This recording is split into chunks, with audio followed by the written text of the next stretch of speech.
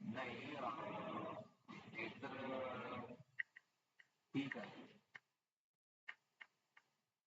एक मिनिट हा. Internet internet तर व्यवस्थित चालते.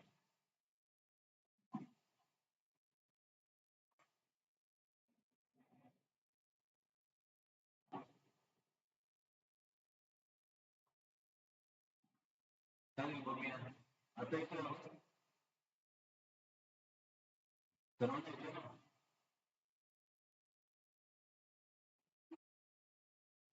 माझा आवाज वाढवण्यासाठी मी तर त्या लॅपटॉपचा आवाज तर फुल आहे. नीटचा काही आवाज माहित नाही काय करते. बघूया आपोआप झाला तुला. ठीक आहे. सावंत सर तुम्हाला आवाज येतोय का? कमी येतो आवाजाला काय प्रॉब्लेम? म्हणजे सर्वांना प्रॉब्लेम नाही काही लोकांना. ठीक आहे. बघू आता काय करू शकतो. आपण 7व्या अध्यायाचा अभ्यास करतोय. 7वा अध्याय आहे ज्ञान विज्ञान योग. तो आज मोस्टली आपण कम्प्लीट करूया. आता आवाज येतो सावंत सर?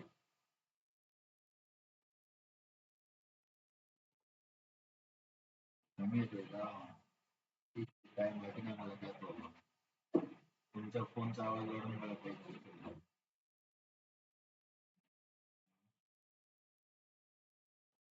तर ठीक आहे.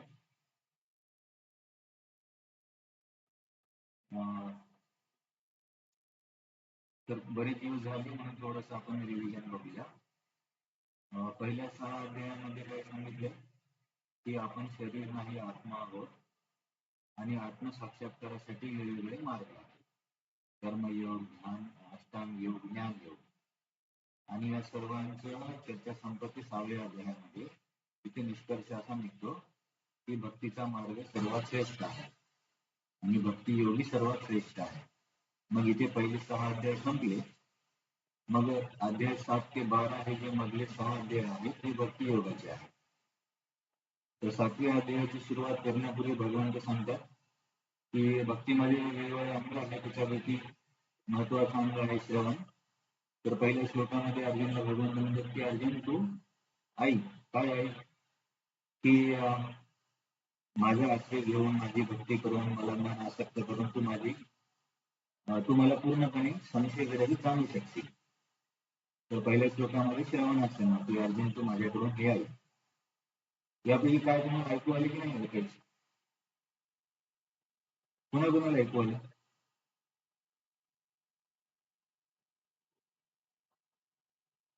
हरे कृष्ण. तुम्हाला सांगा नवऱ्यामध्ये तुम्हाला ऐकू येते का?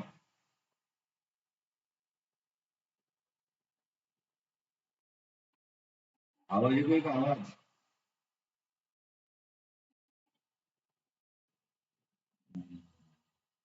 राकेश प्रभू तुमचा तुम्हाला येतोय आवाज? आवाज येतोय का म्हटलं आवाज?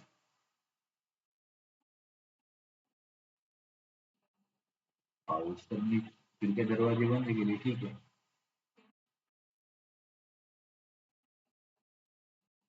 पण मी काय बोलतो ते समस्या काही समजत नाही. हे भगवान. प्रॉब्लेम. ठीक आहे.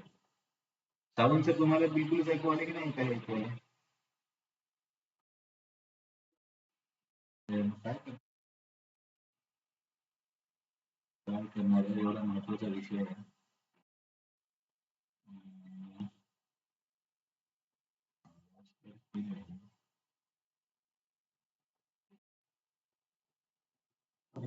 ठीक आहे बघूया आपण काय दुसरं काही सेटिंग मध्ये असं काही ऍडिशनल तर नाहीये. काही नवीन तुम्ही काही केलं नाही.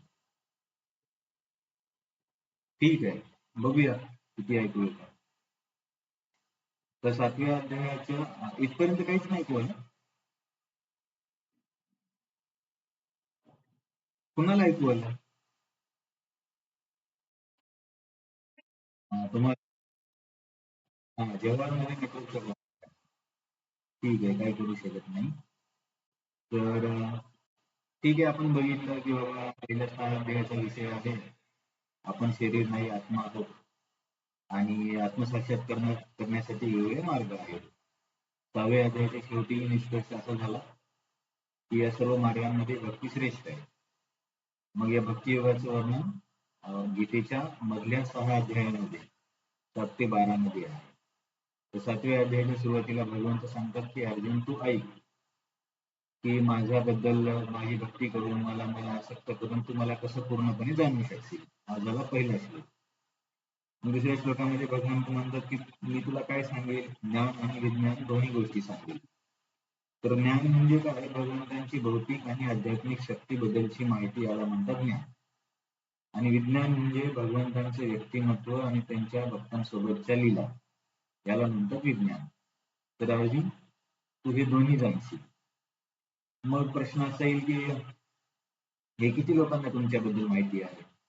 तर भगवंत म्हणतात की अर्जुन ऑलरेडी अध्यात्मामध्ये इंटरेस्ट असणारे लोक खूप कमी आहेत आणि असा इंटरेस्ट घेऊन प्रयत्न करणाऱ्या लोकांमध्ये काही विरळ लोकांना यश मिळतं आणि यश मिळालेल्या लोकांमध्ये फारच अत्यल्प लोकांना माझ्याबद्दल माहिती आहे. हे झालं तिसरा श्लोक. मग 4थ्या श्लोकामध्ये भगवंत सांगतात की तुला मी पहिल्यांदा माझ्या ज्ञानाबद्दल सांगेल, माझ्याबद्दल ज्ञान सांगेल. ज्ञान म्हणजे माझ्या शक्तींबद्दल सांगेल. तर शक्तीबद्दल सांगताना 4थ्या श्लोकामध्ये भगवंत त्यांच्या कनिष्ठ शक्तीबद्दल सांगतात. तर कनिष्ठ शक्ती किंवा याला अपरशक्ती म्हणतात. अपरशक्तीबद्दल मी तुला सांगेल आहे. तर आपण तर हे जे जड अचेतन पदार्थ आहेत, जड अचेतन पदार्थांपासून अपराशक्ती किंवा कनिष्ठ शक्ती बनली आहे. 5 महाभूत आणि मन बुद्धी अहंकार या 8 पासून अपरा किंवा कनिष्ठ शक्ती आहे. मग श्लोक नंबर 5 मध्ये पराशक्ती बद्दल सांगणार आहे. पराशक्ती म्हणजे जीवशक्ती, म्हणजे आपण, की या अपराशक्तीपेक्षा एक पराश्रेष्ठ शक्ती आहे ती म्हणजे जीवशक्ती. जीवशक्ती का श्रेष्ठ आहे? कारण जीवशक्ती या अपराशक्तीचा उपभोग करते म्हणून ती श्रेष्ठ आहे. नंतर 6व्या श्लोकात भगवंत म्हणतात की अर्जुन या जगामधल्या सर्व काही गोष्टी या 2 प्रकारच्या शक्तीच्या संयोगातूनच निर्माण होतात, पर आणि अपराशक्ती. आणि मी या दोन्ही शक्तींचा उगम पण आहे आणि नाश पण आहे. सर्व काही माझ्यामध्ये समावेश. मग 7व्या श्लोकात भगवंत सांगतात की अर्जुन जरी या शक्ती असल्या तरी माझ्यापेक्षा श्रेष्ठ असं काही शक्ती किंवा तत्व नाहीये. मी वासुदेव कृष्ण, मीच परतत्व आहे आणि सर्वांचा आधार, सर्वांचं कारण, सर्वांचा स्त्रोत आणि सर्वांचं मूलभूत तत्व मीच आहे. हे झालं 7व्या श्लोकामध्ये. 7व्या श्लोकात भगवंत काय बोलले की सगळ्यांना मी त्या धाग्यासारखं ओढून पकडले. तर मग हे धाग्यासारखं सर्वांचा आधार किंवा सर्वांचं पोषण कसं करतात हे सांगण्यासाठी भगवंत श्लोक नंबर 8 ते 11 मध्ये बरेचसे उदाहरण देतात की पाण्याची चव मी आहे, चंद्र सूर्यांचा प्रकाश मी आहे, पृथ्वीचा सुगंध मी आहे, सर्व जीवांचं आदी बीज मी आहे, बलवान शक्तीचं बल मी आहे. असं 11व्या श्लोकापर्यंत बरेच उदाहरणं देतात. मग 12व्या श्लोकात भगवंत म्हणतात परंतु अर्जुन याला काही अंत नाहीये, सर्वांचा आधार मीच आहे. परंतु सूत्र म्हणून हे जाण की सगळ्या गोष्टी 3 गुणांच्या प्रभावाने निर्माण होतात आणि या 3 गुणांचा स्त्रोत आणि आधार मीच आहे, परंतु मी त्यांच्यावरती निर्भर नाहीये. सूत्र काय आहे की सगळं काही गुणांपासून बनतं आणि गुण माझ्यावरती निर्भर आहेत किंवा माझ्यावरती डिपेंड आहे, डिपेंड निर्भर आहे तसे. आणि मग कोणी म्हणेल की तुम्ही जर सगळ्यांचे आधार आहात, सर्वत्र सर्वव्यापी तुम्ही आहात, मग तुम्हाला का लोक जाणत नाही? तर 13व्या श्लोकात उत्तर देतात की कारण गुणांच्या प्रभावाने सर्व लोक मोहित झाले, मोहित झाल्यामुळे तुम्ही सर्वत्र असूनही लोक मला जाणू शकत नाही. मग प्रश्न असा येईल कोणीच तुम्हाला जाणणार नाही का, कारण सर्वच तर गुणांनी प्रभावित आहे. तर भगवंत म्हणतात नाही, जरी माया ही गुणांपासून बनलेली आहे आणि खूप कठीण आहे पार करायला, परंतु जर माझी कोणी शरणागती घेतली तर तो व्यक्ती मला जाणीव आणि या मायेला पार करू शकेल. मग प्रश्न असेल का बरं समाजामध्ये सर्वच लोक तुमची शरणागती घेत नाहीत, जर हा एकच मार्ग असेल तर. भगवंत म्हणतात 4 प्रकारचे लोक आहेत जे माझी शरणागती घेत नाहीत. मूढ, नराधम, माये, अपरिज्ञान आणि आसुरम भाव नाशिका. परंतु असं नाही की कुणीच शरणागती घेत नाही. शरणागती घेणारे पण 4 प्रकारचे लोक आहेत. अर्थ, अर्थार्थी, जिज्ञासू आणि ज्ञान. हे 4 प्रकारचे लोक शरणागती घेतात. 4 प्रकारचे लोक जे शरणागती घेत नाहीत त्यांचं वर्णन श्लोक नंबर 15 मध्ये.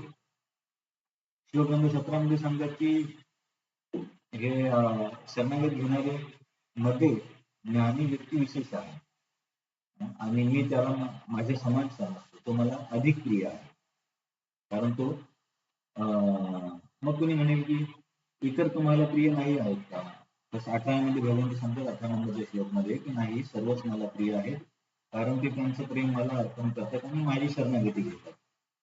परंतु तरी सुद्धा यांच्यामध्ये ज्ञानी मला अधिक प्रिय आहे, कारण तो माझ्याशी नेहमी युक्त आहे आणि नित्य माझ्या चिंतनामध्ये असतो. या चौघांमध्ये ज्ञानी थोडासा विशेष आहे म्हणून मला तो अधिक प्रिय आहे, परंतु इतर सुद्धा मला प्रिय आहेत कारण ते माझ्याकडे आहे. मग हे सर्व लोक किंवा ज्ञानी व्यक्ती पूर्णपणे तुम्हाला कधी शरणागत होईल? तर भगवंत म्हणतात की बऱ्याच जन्मानंतर. ते बऱ्याच जन्माचा अर्थ होतो ते खूप दुर्मिळ आहे, केवळ जन्म घेऊन काही फायदा नाही. परंतु बऱ्याच जन्मानंतर जेव्हा व्यक्तीला समजते की वासुदेव सर्व काही आहे आणि ते समजण्यासाठी सर्वात महत्वाची गोष्ट आहे भक्तांचा संग, तेव्हा तो व्यक्ती मला पूर्णपणे शरणागत होतो आणि असा व्यक्ती खूप दुर्मिळ आहे. मग असा प्रश्न आहे की हे झालं की आम्ही तुम्हाला शरणागत घेणारे लोक, न घेणारे लोक, त्यांना काय मिळतं काय नाही मिळत. परंतु समजा काही लोकांनी देवतांची शरणागती घेतली तर मग, तर 20 नंबरच्या श्लोकात भगवंत सांगतात की कोण देवतांची शरणागती घेतात. देवता म्हणजे भगवंतांना सोडून इतर नियंत्रण, की ज्यांचे मन भौतिक इच्छेने हरवलेलं आहे ते लोक आपापल्या स्वभावानुसार विशिष्ट देवतेची पूजा करतात आणि मीच आहे जो त्या त्या देवतेमध्ये त्यांची श्रद्धा दृढ करतो आणि त्यांना श्रद्धा देणारा पण मीच आहे. आणि केवळ श्रद्धा देणारच नाही तर त्या देवतेची उपासना करून त्या व्यक्तीला जे काही फळ मिळतं तो पण मीच देतो, कारण सर्वांचा स्वामी मीच आहे. देवता केवळ डिलिव्हरी एजंट आहे. आणि श्लोक नंबर 23 मध्ये भगवंत सांगतात की देवतांचे उपासक हे अल्पमेध आहेत. अल्पमेध म्हणजे कमी बुद्धीचे आहेत. का कमी बुद्धीचे आहेत? कारण श्लोक नंबर 23 मध्ये सांगतात की अंत होतं, की बाबा देवतांचं स्वतःचा अंत होतं, मग त्यांचे फळ कसं काय नित्य असणार, त्यांचं धाम पण नित्य नाहीये. म्हणून अशा देवतांची उपासना करणारे लोक कमी बुद्धीचे आहेत. आणि हे खूप तर्कसंगत आहे की आपण ज्याची उपासना करू आपण त्याची प्राप्ती करू.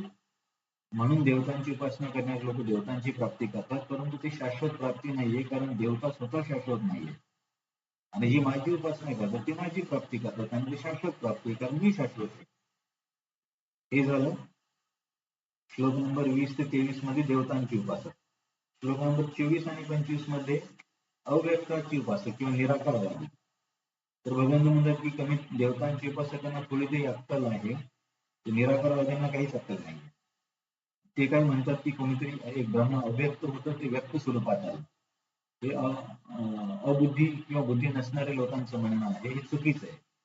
त्यांना माझे नित्य गुण आणि मी कसा अव्यय आहे, मी कसा सर्वश्रेष्ठ आहे हे समजत नाही. मी व्यक्ती म्हणून ते काहीतरी अव्यक्ताला सर्वश्रेष्ठ मानतात. मग भगवंत म्हणतात की मग कोणी म्हणेल की का जर लोकांना समजत नाही तुम्हीच असे आहात म्हणून. तर भगवंत म्हणतात कारण हा माझा अधिकार आहे की कुणाला प्रकट व्हायचं कुणाला नाही प्रकट व्हायचं. मी योगमायेने झाकला जातो. योगमाया म्हणजे भक्तांसाठी योगमाया आणि या निराकारवादी लोकांसाठी महामाया. तर यांच्या प्रभावाने मी झाकला जातो आणि या लोकांना समजून पडत नाही. नंतर श्लोक नंबर 26 मध्ये सांगतात पण परंतु याचा अर्थ असा नाही की लोकांना समजत नाही म्हणून देवाला पण काही गोष्टी समजत नाही. भगवंत म्हणतात की मला तिन्ही काळामध्ये सर्व काही, सर्व ठिकाण, सर्व वेळ, सर्व ज्ञात आहे, परंतु माझ्याबद्दल कोणाला ज्ञान नाही. याचा अर्थ काय होतो की आपलं ज्ञान झाकलेलं आहे, देवाची दृष्टी झाकलेली नाहीये. त्यांना सर्व काही समजतं आणि सर्व काही ज्ञान आहे, ज्ञात आहे. मग का बरं लोक तुम्हाला जाणत नाहीत? कारण भगवंत म्हणतात की सर्व लोक द्वंद्वामध्ये एवढे अडकलेत, मान अपमान, सुख दुःख, जय पराजय, लाभ हानी, की या द्वंद्वाच्या पलीकडे बघण्यासाठी त्यांना इच्छाच होत नाही किंवा ते त्याच्यामध्येच अडकून पडले आणि त्यांच्या जन्मापासूनच होतं. म्हणून लोक मला जाणत नाही. तर आता इथून आपल्या श्लोक नंबर 28 ला सुरुवात करू. इथपर्यंत सर्वांना समजलं? कुणाचा काही प्रश्न आहे? पहिली गोष्ट ऐकू यायला पाहिजे, तर समजेल. कुणाचे काही प्रश्न आहे?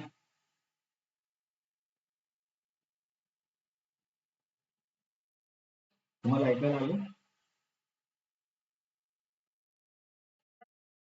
मला वाटतं ज्यांच्या मोबाईलचं आहे, मोबाईलचं नेट पण स्लो असेल. सावंत सर ऐकू येते की नाही? पवार माताजी तुम्हाला ऐकू येते?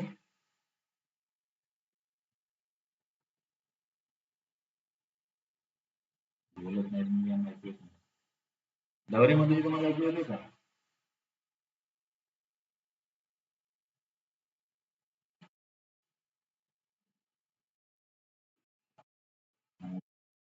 ठीक आहे. आज जरा सगळ्यांनी वेळेवर माईक अनम्यूट करत जा. बरेच प्रश्न उत्तर आहेत. तुम्ही एवढा लेट कराल तर मग वेळ लागेल. ठीक आहे. आता आपण श्लोक नंबर 28 चा अभ्यास करू. ठीक आहे. मध्ये पटकन उत्तर द्या. श्लोक नंबर 28 चं वाचन करूया. येषां त्वन्तर्गतं पापं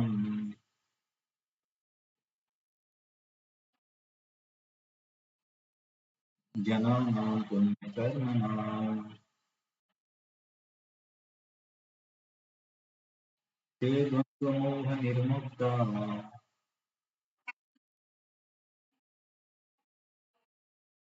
भजन्ते मां दृढाव्रताः.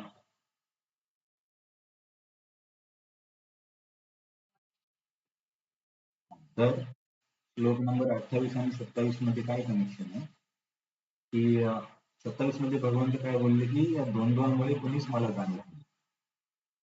मग प्रश्न असा येईल की बाबा सगळेच तर द्वंद्वात आहेत या जगामध्ये, मग कुणीच तुम्हाला जाणणार नाही. तर इथे भगवंत सांगत नाही, काही असे लोक आहेत की जे मला जाणू शकतील, माझी प्राप्ती करू शकतील, जे या द्वंद्वातून बाहेर येऊ शकतील. या द्वंद्वातून बाहेर येण्याचा काही मार्ग आहेत नाही. तर कोणाची पात्रता आहे या द्वंद्वाला छेदण्याची किंवा भगवंताला जाणण्याची, त्यातून बाहेर येण्याची? त्याचं उत्तर या श्लोकामध्ये आहे. तर या श्लोकावर थोडीशी चर्चा करूया आपण, कारण पुढच्या 2 श्लोकावरती जास्त चर्चा नाहीये. येषां म्हणजे ज्यांचं. आता ज्यांचं म्हणजे कोण? की कोण पात्र आहे त्या द्वंद्वाला छेदण्यासाठी किंवा द्वंद्वाला पार करण्यासाठी. कोण पात्र आहे? आणि तर कोण आहे त्याचं वर्णन आहे. येषां. येषां म्हणजे असे लोक. कोण लोक? तू. तू अंतगतम. मला सांगा, तू हा शब्दाचा अर्थ काय होतो? जेव्हा जेव्हा तू येतो चर्चेमध्ये तेव्हा त्याचा अर्थ काय होतो? परंतु त्या शब्दार्थ झाला. परंतु आपण चर्चा केली होती की तस्मात जेव्हा शब्द येतो तेव्हा याचा अर्थ होतो काहीतरी निष्कर्ष निघणार आहे. एवं म्हणजे काहीतरी निश्चित आहे. तसं तूचा अर्थ काय होतो? जेव्हा मागच्या श्लोक आणि पुढच्या श्लोकामध्ये तू हा शब्द आला तेव्हा त्यांचे संबंध काय असतो? आठवतं तुम्हाला?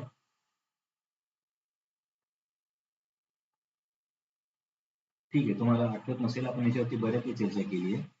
तस्मातचं आठवलं नाही कोणाला? तस्मात म्हणजे निष्कर्ष असतो असं आपण चर्चा केली होती. तसंच तूच एक आहे. तू हा शब्द जेव्हा येतो ना, जसं की नंदस्तु आत्मने उत्पन्ने जाता लागतो. तू म्हणजे मागच्या श्लोकापेक्षा काहीतरी वेगळं सांगणार किंवा अपवाद अपवाद म्हणण्यापेक्षा वेगळा विषय आहे. तेव्हा तू हा शब्द येतो. तर इथे वेगळा विषय काय आहे की मागच्या श्लोकात सांगितले की सर्व लोक भ्रमामध्ये आहेत. कशाचा भ्रम? द्वंद्वाचा भ्रम. तर इथे तू हा शब्द सांगतो, परंतु असे काही लोक आहेत की जे या द्वंद्वातून बाहेर पडू शकतात, म्हणून तू हा शब्द आहे. तर ते कोण आहे त्याचं वर्णन पुढे येणार आहे. येशा म्हणजे असे लोक. तू परंतु असे काही लोक आहेत, याचा अर्थ काय होतो की असे काही लोक म्हणजे कोणते असे लोक की जे मागच्या श्लोकात सांगितलेल्या लोकांपेक्षा वेगळे आहेत. की जे या द्वंद्वातून बाहेर येऊ शकतात. असा इथे तूचा अर्थ होतो. तर मागच्या श्लोकामध्ये भगवंतांनी काय सांगितलंय की सगळे लोक द्वंद्वामध्ये आहेत. आता कोण सांगेल द्वंद्व कधीपासून सुरुवात होती द्वंद्वाला?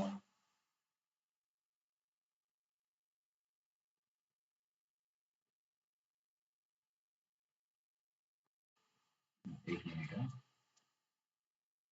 येस, कृपा तू सांगते काय झालं? मोहित झाले. पण मागचे श्लोक वाचून तुम्ही मला सांगेल कधी सुरुवात झाली या द्वंद्वाला?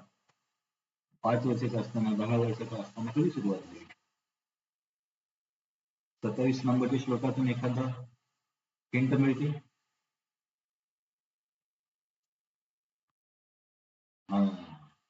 तर जन्मापासून म्हणण्यापेक्षा सृष्टीच्या सृजनापासून, इथे सर्व या शब्दाला तिथे जन्म घेताना सांगितले. परंतु जर मूळ आपण शोधलं तर सृष्टी सृजनाच्या वेळेस किंवा मूळ जीव जेव्हा भौतिक प्रकृतीमध्ये येतो तेव्हापासून. कारण काय, आध्यात्मिक जगतामध्ये द्वंद्व नाही. का द्वंद्व नाही? कारण ते मायाशक्ती कार्य करत नाही. परंतु जेव्हा जीवाला स्वतंत्र ईश्वर होण्याची इच्छा असते, त्याला ही इच्छा पूर्ण करण्यासाठी मायेच्या जगामध्ये पाठवलं जातं, जिथे प्रत्येक जण स्वतःला ईश्वर समजतो. आता आपण पण बघतो समाजामध्ये, आपण स्वतःला नियंत्रक किंवा स्वामी समजतो. सेवा, दास्यभाव नाही आपला. तर हा भाव केवळ भौतिक जगामध्ये शक्य आहे, आध्यात्मिक जगामध्ये शक्य नाही. कारण तिथे एकच ईश्वर आहे. कोण आहे ईश्वर आध्यात्मिक जगात?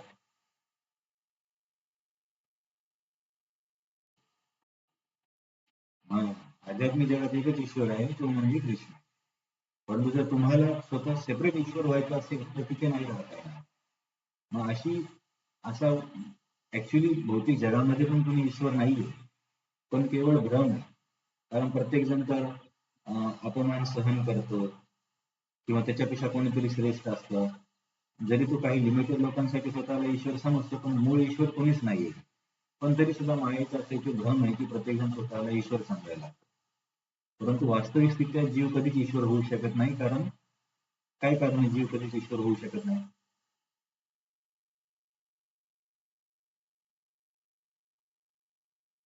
कोण सांगेल?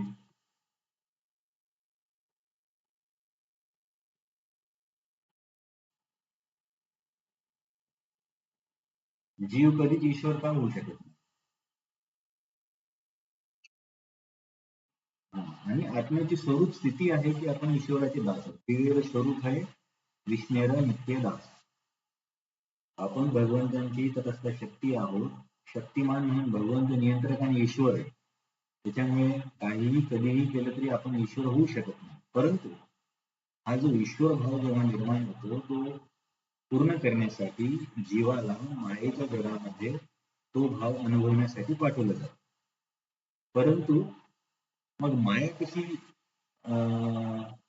आपलं अस्तित्व दाखवते? कोण सांगेल भौतिक जगामध्ये माया कशावरून समजावी की ती माया आहे किंवा मायेचा प्रभाव कसा समजतो कशाच्याद्वारे?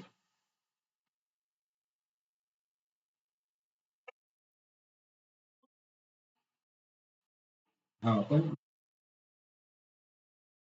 पण मायेचा प्रभाव कशाच्या रूपामध्ये काय म्हणतो प्रत्ययाला येतो किंवा बघायला मिळतो? माया आहे कशावरून कळेल?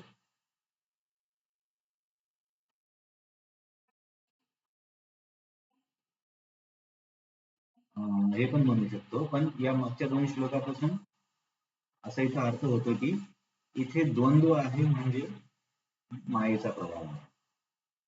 सुख जसे की माझ्या श्लोकात भगवंत बोलले ना की इच्छा द्वेष समुच्चय ना द्वंद्व मोहे. मोह कशाचा आहे? मोह म्हणजे माया. माया आहे द्वंद्वाची माया आहे. तिथे द्वैत्वाची माया नाही ना. मायावरती काही वेगळाच अर्थ देऊ शकतो की आपण आणि ईश्वर वेगळं समजणं हेच द्वंद्व आहे. हे द्वंद्व नाहीये, हे द्वैत झालं. इथे द्वंद्व आहे मान अपमान सुख दुःख हे द्वंद्व. तर मायाच या रूपामध्ये प्रत्ययाला येते किंवा अनुभवाला येते द्वंद्वामध्ये. आणि आपण सर्व या द्वंद्वामध्ये एवढे अडकलोय की या द्वंद्वाच्या पलीकडे बघण्याची इच्छा निर्माणच होत नाही किंवा शक्तीच येत नाही. तर याच्यासाठी आपण कुठला प्रयोग बघितला होता की ज्या प्रयोगामध्ये कोणीतरी द्वंद्वामध्ये एवढं अडकलं की त्याला हे द्वंद्व पार करण्याचं समजतच नाही. त्यावेळेच्या प्रयोगामध्ये तो उंदीर एवढा द्वंद्वामध्ये अडकला की त्याला पिंजरा उघडला तरी समजत नाही बाहेर जायचं. तसंच आपण जन्मापासून त्या द्वंद्वामध्ये एवढे अडकले. का द्वंद्वात अडकले? कारण आपल्याला ईश्वर व्हायचं होतं. ईश्वर होण्यासाठी मायेच्या जगामध्ये आपल्याला देण्यात आलं, परंतु ईश्वर होणं शक्य नाही, पण भ्रम निर्माण केला जातो ईश्वर होण्याचा, आणि माया इथे द्वंद्वामध्ये प्रत्ययाला येते. आणि या द्वंद्वामध्ये प्रत्येकजण एवढा अडकलाय की त्याला बाहेर येण्याचं काही समजतच नाही. मग दोन्ही श्लोकामध्ये लिंक अशी आहे की जर प्रत्येक जण स्वतःला ईश्वर समजतोय, त्याच्यासाठी वेगळं जग निर्माण केलंय, मायेने द्वंद्व निर्माण केलंय, त्या उंदरासारखा प्रत्येक जण अडकलाय, तर किती निराशाजनक स्थिती आहे. तर आपण बघितलं की उंदीर धावून धावून मरून जाईल पण बाहेर नाही येईल. त्याचा अर्थ असा होतो का की बाबा या पिंजऱ्यातून कुणीच बाहेर येणार नाही. तर त्याचं उत्तर या श्लोकामध्ये आहे. तर हे तुम्ही लक्षात ठेवा की का बरं द्वंद्वामध्ये आपण आलो, माया द्वंद्वात कशी रूपांतरित होते, ईश्वर भाव कसा चुकीचा आहे. परंतु साहजिक कुणाला काय वाटेल हे ऐकल्यावरती की बाबा इथं हे किती निराशाजनक आहे की कोणीच त्यातून बाहेर येऊ नाही शकणार. तर भगवंत या श्लोकात सांगतात की नाहीये, येशाम तू, असे काही लोक आहेत, तू म्हणजे जे की द्वंद्वाला अपवाद आहेत, किंवा तू म्हणजे काहीतरी वेगळा दिसत की मागच्या लोकांपेक्षा असे वेगळे लोक, मागचे लोक कोण होते 27 मध्ये, जे की जन्मापासूनच द्वंद्वात अडकले, सुखदुःख मान अपमान याच्यामध्ये. त्याच्यापेक्षा असे काही वेगळे लोक आहेत जे की या द्वंद्वाला पार करू शकतात किंवा माझी प्राप्ती करू शकतात. तर ते लोक कोण आहेत, त्याचं वर्णन या श्लोकामध्ये आहे. आता लिंक समजली दोन्ही श्लोकामध्ये?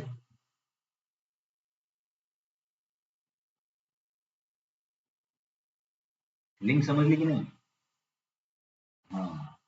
तर या श्लोकामध्ये भगवंत सांगतील की काय ती आहे गोष्ट की ज्याने अशी मोजकी लोक किंवा तू, तर कोणती लोक आहेत की जे भक्तीमध्ये आहेत. आता भक्तीच का म्हणजे स्पष्टीकरण पुढे येईल. भक्तीमध्ये आहेत ते लोक या हळूहळू या द्वंद्वाला पार करून या मोहाच्या बाहेर येऊ शकतात, मला जाणू शकतात किंवा माझी प्राप्ती करू शकतात. मग या लोकांचे वैशिष्ट्य काय आहेत? येशाम तू. येशाम तूचा अर्थ तुम्हाला समजला असेल. 27 मध्ये जे लोक आहेत त्याच्यापेक्षा विपरीत किंवा वेगळ्या गुणधर्माचे जे लोक आहेत त्यांचं वर्णन 28 मध्ये आहे, म्हणून तू हा शब्द आहे. तर कोणते लोक आहेत? येशाम तू अंतगतम पापम. त्याचं स्पष्टीकरण बघूया. की ज्या लोकांचे पाप नष्ट झाले, येशाम तू अंतगतम पापम जनानां पुण्यकर्मणा, आणि ज्यांनी पुण्यकर्म अर्जित केले. कोणते लोक आहेत जी द्वंद्वाला पार करू शकतात? ज्यांचे पूर्ण पाप नष्ट झाले, ज्यांनी पुण्यकर्म अर्जित केले. येशाम तू अंतगतम पापम, पापाचा अंतगती झाली, पाप संपले. जनानां पुण्यकर्मणा, अशा जनांनी पुण्यकर्म अर्जित केले. येशाम तू अंतगतम पापम जनानां पुण्यकर्मणा, ते द्वंद्व मोह निर्मुक्ता, या द्वंद्वातून आणि या मोहातून आणि या मायेतून ते लोक मुक्त होऊ शकतात. कोण लोक? ज्यांनी पाप नष्ट केले आणि पुण्य अर्जित केले. आणि मग ते काय करणार? भजन ते मान दृढ, दृढतेने माझी भक्ती असे लोक करू शकतात. तर 27 पेक्षा हे लोक कोण वेगळे आहे त्याचं वर्णन आहे. की 27 मध्ये सगळे नेहमी द्वंद्वामध्येच अडकले आहेत, परंतु 28 मध्ये जे भक्तीमध्ये येत आहेत. पण कसे भक्तीमध्ये येतात? त्यांनी पाप नष्ट केले आणि पुण्य अर्जित केले असे लोक. तर आता इथे मला तुम्हाला एक असा प्रश्न विचारायचा आहे. पुण्यकर्म करून भक्ती मिळते का?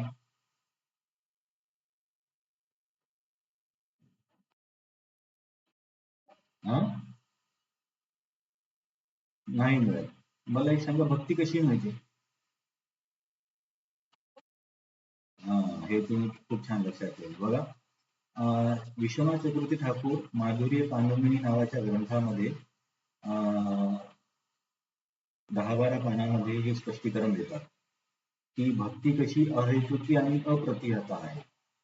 अहेतुकीचा अर्थ होतो की भक्तीला दुसरा काहीच हेतू नाही. हेतूचा अर्थ होतो कारण किंवा निमित्त. भक्त्या संजातया भक्त्या विभ्रती उत्पुलकाम तनु, असा एक श्लोक आहे. त्या श्लोकाचा असा अर्थ होतो की भक्ती संजायती भक्ती, भक्तीच भक्तीला निर्माण करू शकते किंवा जन्म देऊ शकते. भक्तांकडून भक्ती भेटल्याचा अर्थ काय होतो? त्या भक्ताच्या हृदयातली भक्ती त्या नवीन व्यक्तीच्या हृदयामध्ये भक्ती निर्माण करते. तर एखाद्या वेळेस आपण विस्तारित वर्णन ऐकूया. खूप तत्वज्ञानाचा विषय आहे आणि त्याला वेळ पण लागेल, की भक्ती केवळ भक्तीनेच मिळते. पुण्याने भक्ती मिळू शकत नाही, दान वगैरे करून भक्ती मिळू शकत नाही किंवा भक्तीला कुठलेच कारण नाही. कारण अं, तत्वज्ञानानुसार सिद्धांत काय आहे, की भक्तीला केवळ भक्तीच कारण आहे, इतर कुठलीही गोष्ट कारण नाही. मग जर आपण म्हटलं की पुण्य केल्यामुळे भक्ती मिळते, त्याचा इतर समस्या काय निर्माण होते. बघा, तत्वज्ञानाचा सिद्धांत असा आहे की भक्तीच भक्तीला जन्म देऊ शकते. पाप पुण्य दान इतर कुठल्याच गोष्टी भक्तीला जन्म देऊ शकत नाही. मग जेव्हा आपण म्हणतो की पुण्य कर्म केल्यामुळे भक्ती मिळते, तर तिथे काय समस्या निर्माण होते.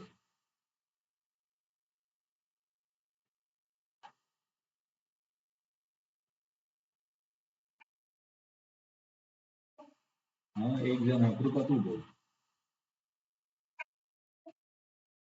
नाही, मग माझा प्रश्न असा आहे की तत्वज्ञानाचा सिद्धांत असा आहे की भक्त्या संजातया भक्त्या, भक्तीच भक्तीला जन्म देते. पण जेव्हा आपण म्हणतो की पुण्यकर्म केल्यामुळे भक्ती येते, तर याच्यात प्रॉब्लेम काय येतो.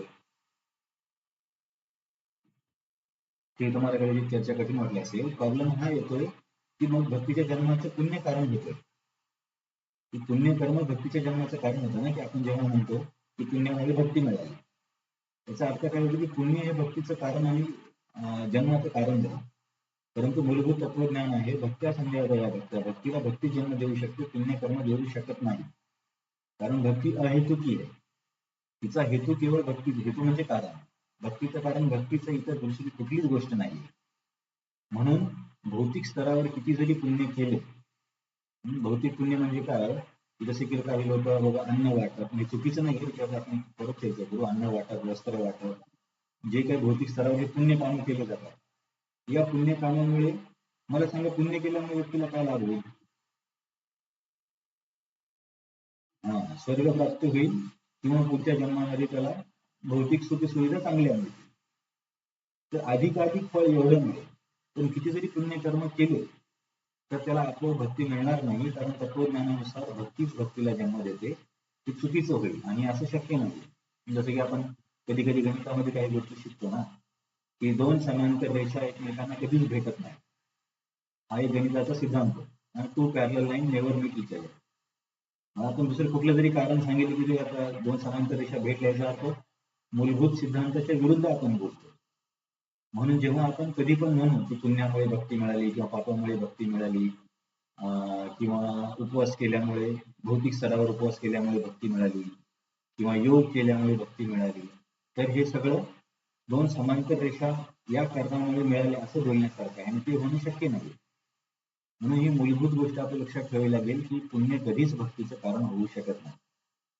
हा, आता इथपर्यंत जर तुम्हाला समजलं असेल, तर मग इथे माझा असा प्रश्न आहे, मग इथे असे का बरं श्लोकामध्ये भगवंत म्हणतात की येशां तु अंतगतम पापम, ज्यांचं पाप नष्ट झाले, आणि जनानां पुण्य कर्मणा, ज्यांनी पुण्य मिळवले, ते भजनते माम दृढ व्रता, ते दृढतेने माझी भक्ती करतात. असे का म्हणतात इथे तर असं वाटतं की ज्यांच्याकडे पुण्य आहे त्यांना भक्ती मिळते, असं वाटतं की नाही वाटतं श्लोकावरून. ज्यांचं पाप नष्ट झालंय, ज्यांचे पुण्य आहे त्यांना भक्ती मिळते, असा अर्थ निघतोय की नाही निघतोय.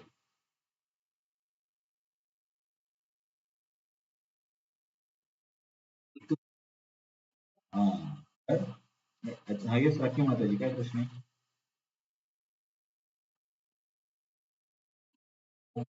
हा येस माताजी, आवाज येते, बोला.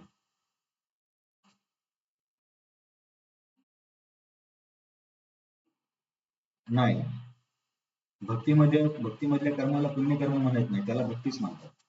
म्हणजे तुम्ही जपा केला किंवा उपवासामध्ये एकादशी केली किंवा भक्तांना जेवण दिलं, तर त्या- त्याला भक्तीच म्हणायचं, ते पुण्य नाहीये. पुण्य हे कर्माच्या स्तरावरची वेगळा मार्ग झाला, तो भक्तीमध्ये नाही त्याला पकडला जात.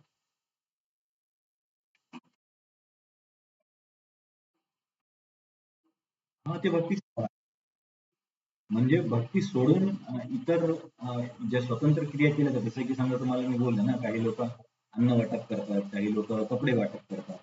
त्याच्यामध्ये भगवंतांचा काही संबंध नसतो. प्रसाद वाटप नाही, ते जेवण वाटप. जसं की समजा अं, हं,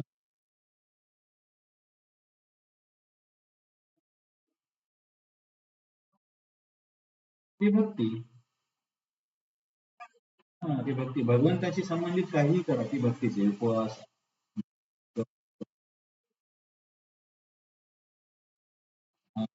तर ती भक्ती आहे, परंतु जे स्वतंत्र केलं जातं ते पुण्यकर्म होतं. तुम्ही जे करता ती ऑलरेडी भक्ती निर्माण झाली आहे. प्रश्न असा आहे की पुण्याने भक्ती नाही मिळत, जो की भौतिक स्तरावरचं पुण्य आहे. तर इथे प्रश्न असा निर्माण होतोय की भगवंत तर म्हणतात की ज्यांचं पाप नष्ट झालंय, ज्यांनी पुण्य अर्जित केलं, त्यांची भक्ती ते भक्ती दृढतेने करतात. याचं स्पष्टीकरण असं आहे, बघा तुम्ही आता आणखी काही मुद्दे आहेत, तुम्हाला जास्त कन्फ्युजन होऊ नका, झाल्यावर तुम्ही परत मला प्रश्न विचारू शकता. तर इथे पापकर्म आणि पुण्यकर्माचा अर्थ समजून घ्यावा लागेल. तर बलदेव विद्याभूषण, आपण 3 आचार्यांच्या टीकेतून अभ्यास करतोय, बलदेव विद्याभूषण, प्रभुपाद आणि विश्वनाथ चक्रवर्ती ठाकूर. तर आचार्यांनी समजावून सांगितलं की बाबा पुण्यकर्म कधीच भक्तीचे कारण होऊ शकत नाहीत. मग इथे पुण्यकर्म आणि पापकर्माचा अर्थ काय? तर इथे तेषां तु अंतगतम पापम, म्हणजे त्याचे पाप नष्ट झाले. पाप नष्ट झाले म्हणजे त्यांच्या अंतःकरणामधल्या इंद्रिय तृप्तीच्या इच्छा नष्ट झाल्या, किंवा त्याला आपण वासना म्हणतो. वासना म्हणजे इंद्रिय तृप्तीच्या इच्छा. तर ज्याचे येषां तु अंतगतम पापम, ज्याचं पाप नष्ट झाले याचा अर्थ घ्यायचा की ज्याच्या इंद्रिय तृप्तीच्या इच्छा नष्ट झाल्या. आणि जनाना पुण्यकर्म, पुण्यकर्माचा अर्थ असा घ्यायचा की ज्यांनी भक्तीशी अनुकूल काहीतरी कार्य केले, की बाबा चुकून एकादशी केली, किंवा चुकून भक्तांना घरी बोलवलं, किंवा चुकून भक्तांची सेवा केली, तर या कार्याला पुण्यकार्य म्हणायचं. तर असं जर कार्य केलं असेल, असं कार्य केल्यामुळे जेव्हा त्यांच्या वासना नष्ट होतात, किंवा असं कार्य केल्यामुळे त्यांना भक्ती मिळते, भक्ती मिळाल्यामुळे त्यांच्या वासना नष्ट होतात, आणि तेव्हा व्यक्ती या द्वंद्व आणि मोहातून बाहेर येऊ शकतो. आणि तो माझं दृढतेने भक्ती करतो. आता समजलं इथे पाप म्हणजे काय आणि पुण्य म्हणजे काय? समजले की नाही समजलं? हा. सावंत सर समजले की नाही?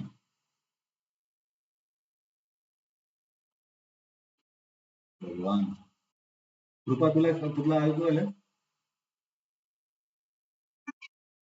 कन्फ्युजन दूर झाली की आणखीन कन्फ्युजन?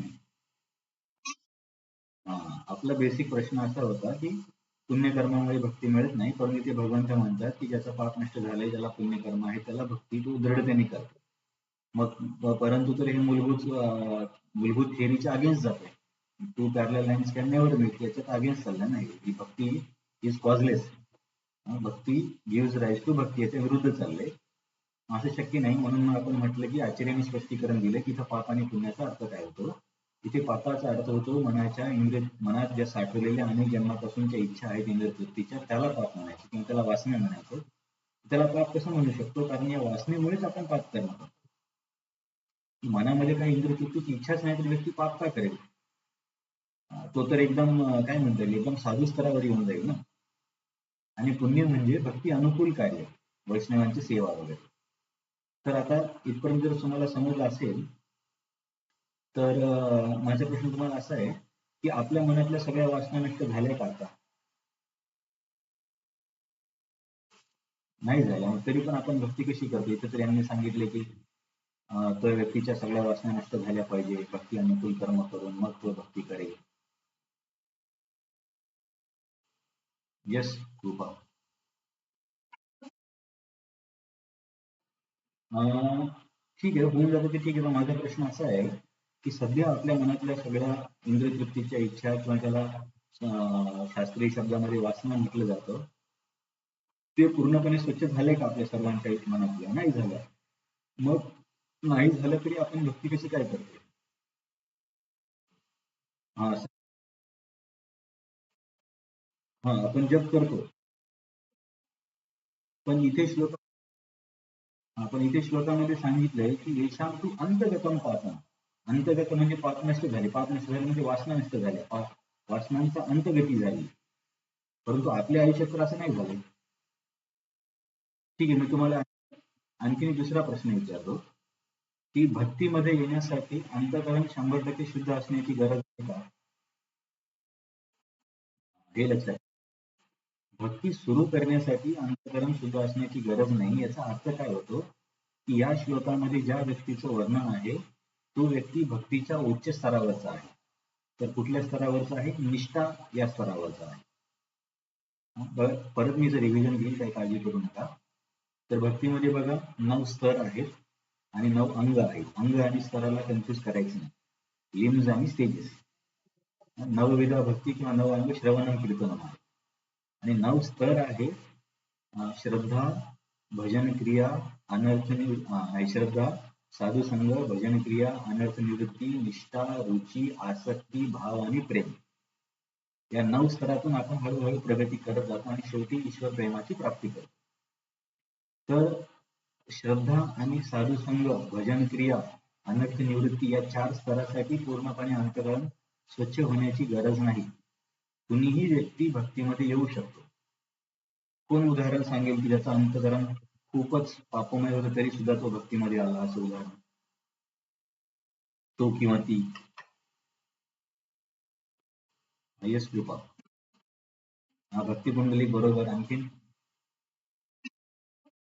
वाल्मिकी, भक्त पुंडलिक, अजामिल, हरिदास ठाकूरांनी सिद्ध केली, विद्या, मृगारी, आणखीन असे भरपूर आपल्या अनुभव. आता म्हणजे बोलायला नाही पाहिजे, पण आपण सर्व पण म्हणता येईल किंवा प्रभुपादांनी ज्यांना प्रचार केले ते सर्व.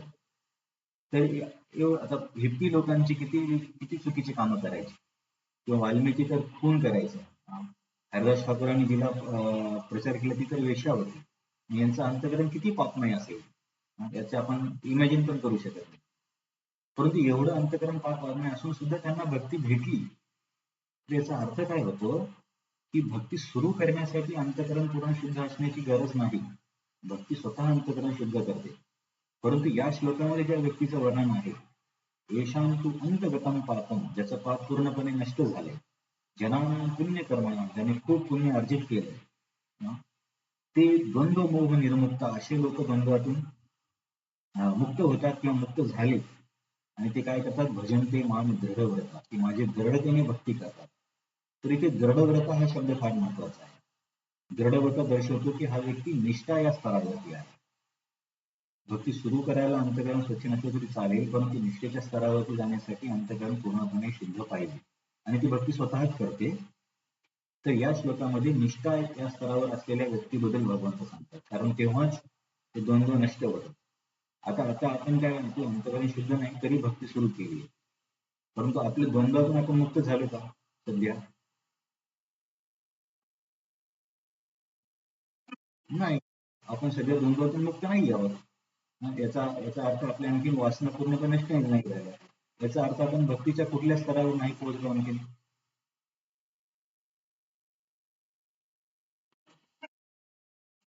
अनर्थ निवृत्तीला पोहोचलो की नाही पोहोचलो? हम्म. अनर्थ अनर्थ निवृत्ती कधी सुरू होते मला सांगा.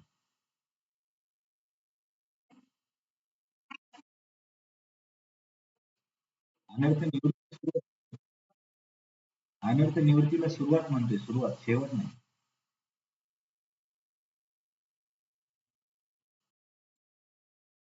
हा, श्रद्धा आणि साधू संघ भजन क्रिया म्हणजे भक्तीच्या पहिल्या पायरीलाच अनर्थ निवृत्तीला सुरुवात होते. याचा अर्थ आपण अनर्थ निवृत्तीच्या स्टेजमध्ये आहोत की नाही आहोत? आपली अनर्थ निवृत्ती पूर्ण झाली नाहीये, पण आपण अनर्थ निवृत्तीच्या स्टेजमध्ये आहोत सध्या. अनर्थ निवृत्ती चालू आहे ना. अनर्थ निवृत्ती होत नाही तर आपल्याला कसं काय जपा करावा लागेल, कसं काय आपण भक्ती करणार? हळूहळू थोडे तरी ज्या आधीच्या सवयी होतात त्या आपण सोडतोय, व्यसनं सोडतोय, नको असलेल्या गोष्टींचा त्याग करतोय, मनाला नियंत्रित करण्याचा प्रयत्न करतोय. याचा अर्थ अनर्थ निवृत्ती होतीये. नसती झाली तर मग आपण तर पशुसारखी वागलो असतो ना, इतर लोकांसारखं. तसं तर करत नाही आपण. याचा अर्थ अनर्थ निवृत्ती होते. तर मला सांगा, आपण द्वंद्वातून मुक्त नाही आहोत म्हणजे कुठल्या स्तरावरती नाही पोहोचलोय? अनर्थ निवृत्तीच्या स्टेजमध्ये आहोत, पण कुठल्या स्तरावर नाही पोहोचलो कोण सांगेल?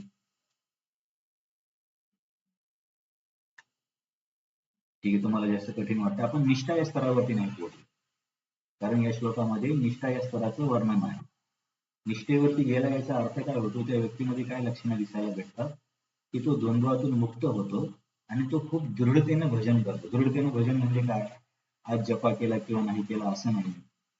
इतर लोक काय बोलतात त्याने प्रभावित होऊन भक्ती कमी जास्त नाही करणार किंवा कुठल्याच बाहेरच्या गोष्टीने त्याच्या भक्तीच्या साधनेवर काहीच फरक पडत नाही किंवा कामक्रोध त्याला त्रास देत नाही इतर आजूबाजूच्या गोष्टींमुळे.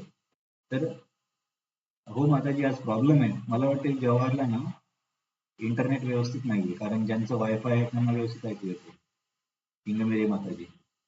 हा, तर याचा अर्थ आपण निष्ठेच्या स्तरावरती नाही आहोत. हा, परंतु जर तुम्ही प्रभुपादांचं तात्पर्य वाचाल ना, तर तुम्हाला असं वाटेल की प्रभुपाद म्हणतात की पाप नष्ट झाल्यावरती भक्ती मिळते, पुण्याने भक्ती मिळते. मग मला सांगा, प्रभुपाद लिहितात ते चुकीचं आहे का बरोबर आहे?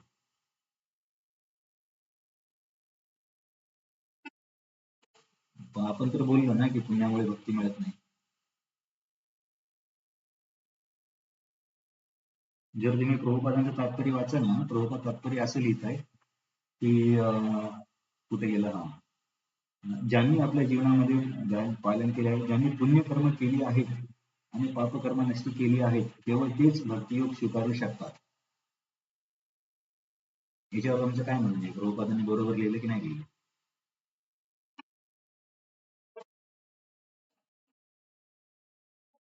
पण प्रभुपादांनी, हा, तुझं उत्तर थोडं बरोबर आहे, परंतु प्रभुपादांनी तात्पर्य तसं लिहिलं का? पान नंबर 294 मध्ये पहिल्या उतार्यामध्ये दुसऱ्या नंबरची ओळ कोण वाचेल मोठ्या आवाजात?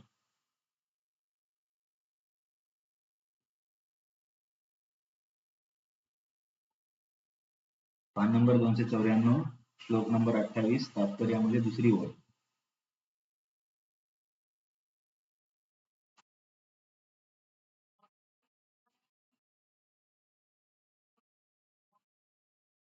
हा, याच्या समोरची ओळ, सॉरी, याच्या समोरची ओळ.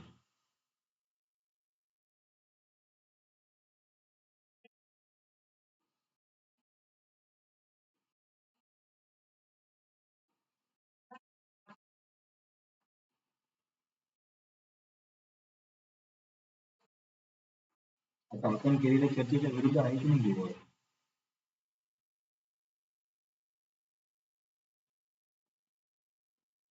हो की नाही? बिनधास्त उत्तर द्या, आपण समजून घेतो. आलं पाहिजे नाही आलं याची चिंता करत जाऊ नका. रिलॅक्स ऐकत द्या. कुठलं काय आलं याची काही चिंता नाहीये. हा, येस कृपा.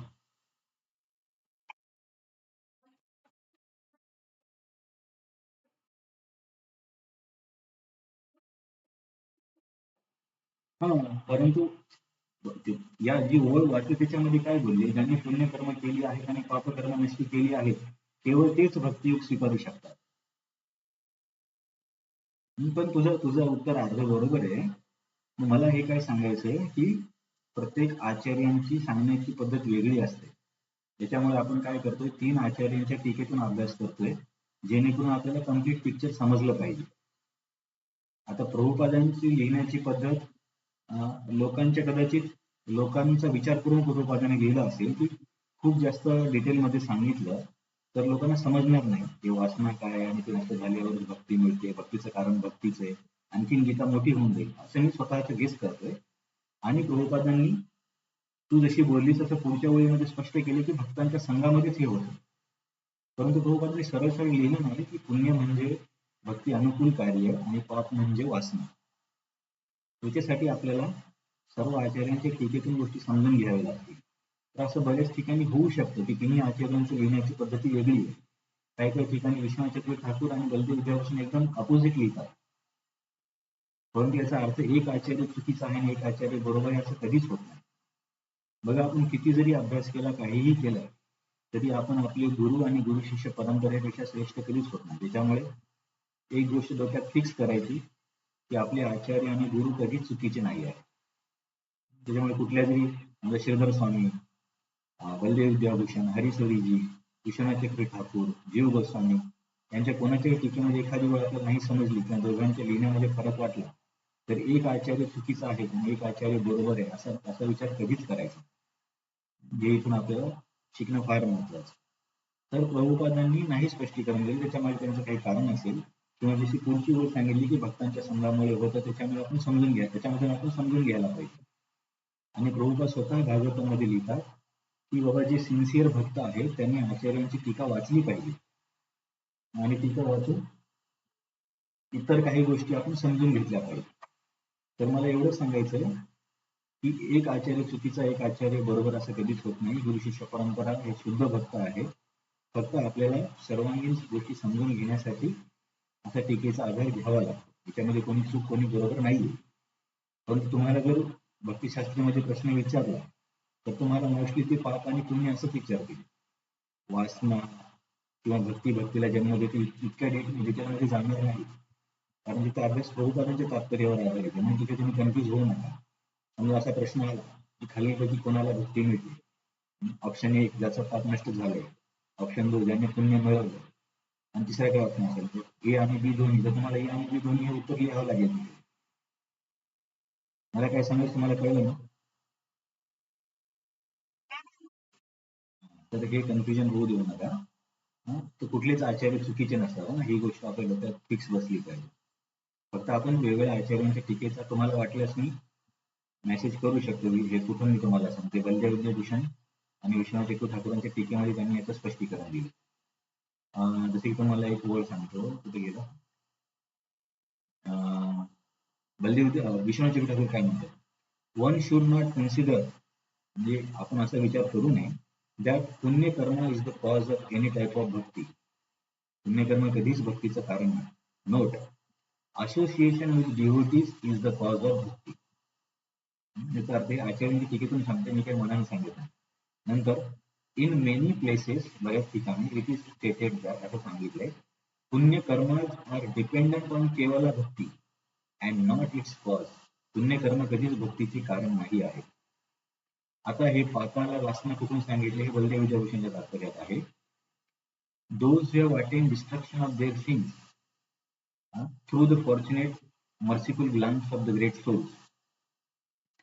हे कशापासून होते की भक्तांच्या कृपेमुळे. आणि पुण्यकर्म काय आहे, those who have perform pleasing action. म्हणजे पुण्यकर्म म्हणजे भौतिक स्तरावरचं पुण्य नाहीये, तर भक्ती अनुकूल कार्य. तर हे आचार्यांच्या टीकेतून आपण अभ्यास करतो. त्याच्यामुळे एक आचार्य चुकीचा, एक आचार्य बरोबर असं नाहीये. लोकांच्या स्थितीनुसार आचार्य टीका देतात, आणि काही सगळ्या टीकेचा अभ्यास करून आपल्याला काही काही गोष्टी समजून घ्याव्या लागतात. परंतु तरी भक्तिशास्त्रीमध्ये तुम्हाला पाप आणि पुण्य हेच उत्तर द्यावं लागेल, तिथे तुम्हाला वासना हा पर्याय मिळणारच नाही. तर मी तुम्हाला एकदा परत रिवाइज करतो या श्लोकामध्ये आपण काय बघितलंय. कोणाला काही प्रश्न आहे? रिव्हिजन करण्याच्या आधी खूपच किचकट वाटलं, तुम्ही प्रश्न तरी विचारत जा.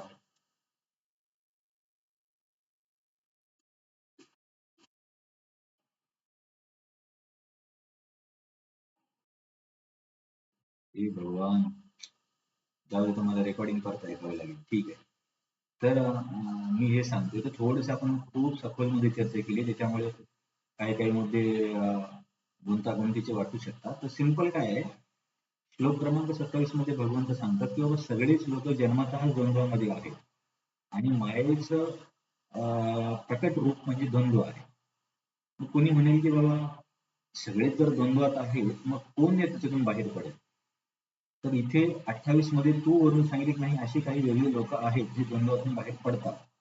कोण? ज्यांचं पाप नष्ट झाले. पाप म्हणजे इंद्रिय तृप्तींच्या इच्छा नष्ट झाल्या, आणि ज्यांनी पुण्य अर्जित केले, पुण्य म्हणजे भक्ती अनुकूल कार्य केले, तर असे लोक द्वंद्वातून मुक्त होतात. केव्हा मुक्त होतात?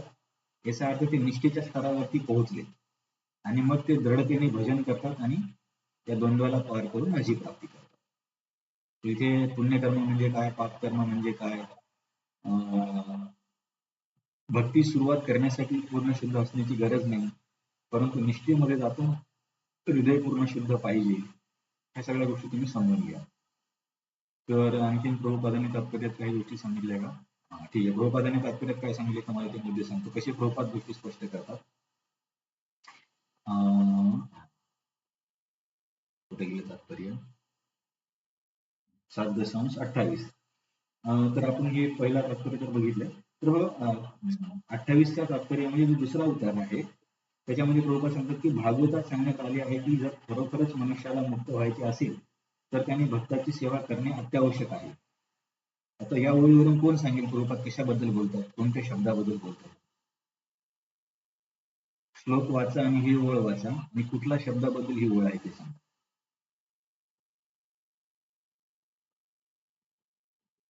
हे जर तुम्ही सांगितलं तर तुम्हाला चर्चा समजली असं होईल. हा, तर श्लोक नंबर 28 च्या तात्पर्यामध्ये पॅराग्राफ नंबर 2 श्रीमद भागवतात सांगण्यात आले आहे की जर खरोखरच मनुष्याला मुक्त व्हायचे असेल तर त्यांनी भक्तांची सेवा करणे अत्यावश्यक आहे. तर माझा प्रश्न असा आहे की प्रभुपाद ही ओळ का लिहितात, श्लोकाकडे बघून सांगा.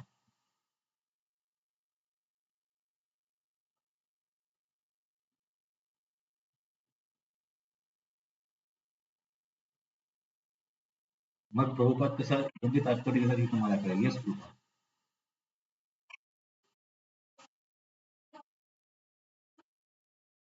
हा, पण कुठला शब्द आहे श्लोकामध्ये? भजन ते नाही, आणखी यश संगीतामध्ये नाही. अरे काय पुण्यकर्म ना, पुण्यकर्म म्हणजे भक्ती अनुकूल कार्य बोललो होता ना. आता आता कळलं, आणखीन कन्फ्युजनच आहे. हा, प्रभुपाद काय सांगतायत, भागवतांचा संदर्भ देतात 5व्या स्कंदातल्या जे 5वा अध्याय आहे ऋषभदेवांची शिकवणूक. ऋषभदेवाच्या शिकवणुकीमधला हा 2 नंबरचा श्लोक आहे. महत्सेवांद्वारा माहुरुन्मत्ते स्तमोद्वारा नियोषितां संगे संगम महांतस्ते समचित्ता प्रशांता विमन्यव सुहृद साधवाई. हा एक श्लोक आहे त्या अध्यायातला. तर इथे प्रभुपाद का हा श्लोक सांगतात, कारण प्रभुपाद म्हणतात की भक्तांची सेवा केल्यानेच अं, मुक्त होता येईल, म्हणजे पुण्यकर्म. पुण्यकर्म म्हणजे भक्ती अनुकूल कर्म, भक्ती अनुकूल कर्म म्हणजे भक्तांची सेवा, याचा संदर्भ प्रभुपाद दिला. आता क्लिअर आहे, आणखीन गंभीर आहे?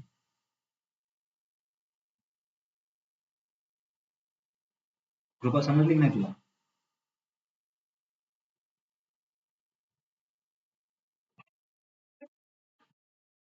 हा, अरे वायफायची कशी ठीक आहे.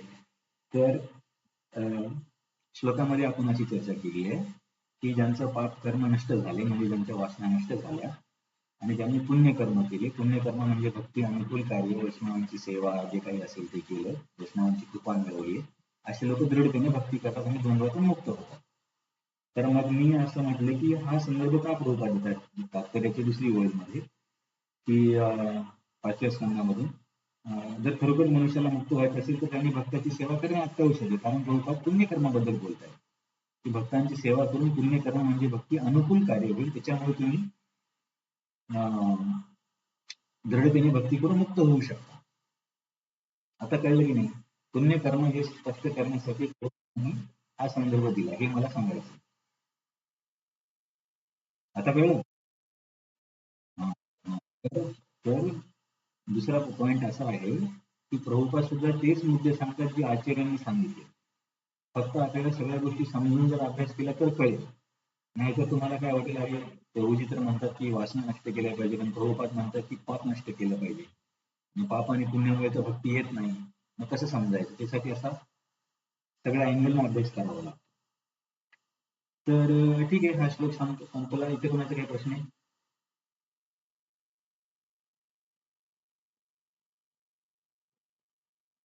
हो की नाही? प्रश्न आहे की नाही आहे? हा, तर तुम्हाला ही रेकॉर्डिंग कमीत कमी 4-5 वेळेस ऐकावी लागेल, कारण एक खूप सखोल तत्वज्ञान आहे इस्कॉन. 15-20 वर्ष राहून पण बऱ्याच लोकांना माहिती नाहीये. पण मी तुम्हाला काय सांगतो, मला माहिती खूप जास्त डिटेल होते का, तुम्हाला त्रास होतोय? हा, ठीक आहे, कारण ह्या गोष्टी समजणे आवश्यक आहे, कारण आपल्याला अशी कुठे परीक्षा द्यायची नाही ना, आपण हळूहळू समजून घेऊया. तर हा श्लोक समजला तर आपण पुढच्या श्लोकाकडे जाऊया. श्लोक नंबर 29 वाचन करायचे. जरा मरण मोक्षाय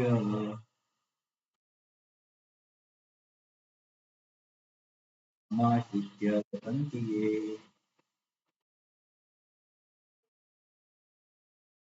ते ब्रह्म तद्विदु कृष्णम्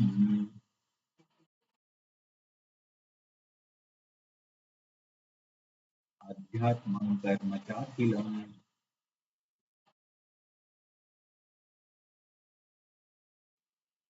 त्याच्या आधी तुम्हाला एक प्रश्न विचारतोय. आचार्य चूक आणि बरोबर असतात की नसतात?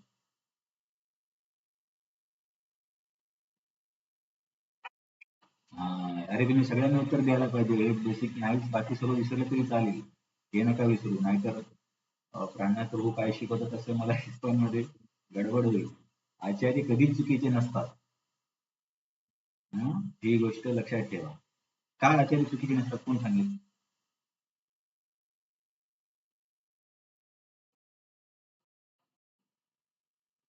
ठीक आहे, आपण जी चर्चा करू ती पण परंपरेची आहेत ना, पण माझ्या चुका होतात की नाही होतात? मी तर चुका करतो. आचार्यांच्या का चुका होतात? येस चुका. ते शुद्ध भक्त आहे, त्यांना भगवंतांची हृदय समजतं, लीला समजते, त्यामुळे ते कधी चुकीचे नसतात. म्हणून दोन आचार्यांच्या टीकेमध्ये फरक वाटला तर असं समजायचं की मी ते कसं समजून घेऊ. कधीच विचार करायचा नाही की इथे प्रभुपादांनी चुकीचं सांगितले किंवा पूर्ण ज्ञान दिलं नाही, असं नाही. प्रत्येकाची लिहिण्याची शैली, वेळ, प्रसंग, लोकांना लक्षात ठेवून लिहिण्याची पद्धत वेगळी असते. एकदा काय होतं, एक व्यक्ती वल्लभ गोसाई म्हणून होते, त्यांनी टीका लिहिली भागवतावर आणि चैतन्य महाप्रभूकडे घेऊन गेले दाखवायला आणि बोलले की मी श्रीधर स्वामीच्या चुका काढल्या आणि सुधारित टीका लिहिली. चैतन्य महाप्रभू बोलले तुम्हाला तुमची टीका मला दाखवूच नका.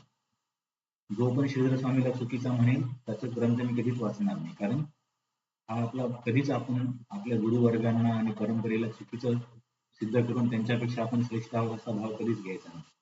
त्याच्यामुळे प्रभुपादांची लिहिण्याची शैली वेगळी आहे. बऱ्याचशा ठिकाणी प्रभुपाद भक्ती भक्ती भक्ती सांगतात. विराट रूपाचं वर्णन आलं, अष्टांग योगाचं आलं तरी भक्ती सांगतात. त्याच्यामुळे असं वाटेल की अरे प्रभुपादांना माहिती नाही का बरं अष्टांग योग सांगायला पाहिजे, का भक्ती सांगतायत, असे बरेचसे लोक टीका पण करतात. परंतु प्रभुपादांचा मूड असा होता की असेही लोकांना एकतर काही समजणार नाही आणि वेळ वाया घालण्यापेक्षा डायरेक्ट भक्ती केलेली चांगली आहे.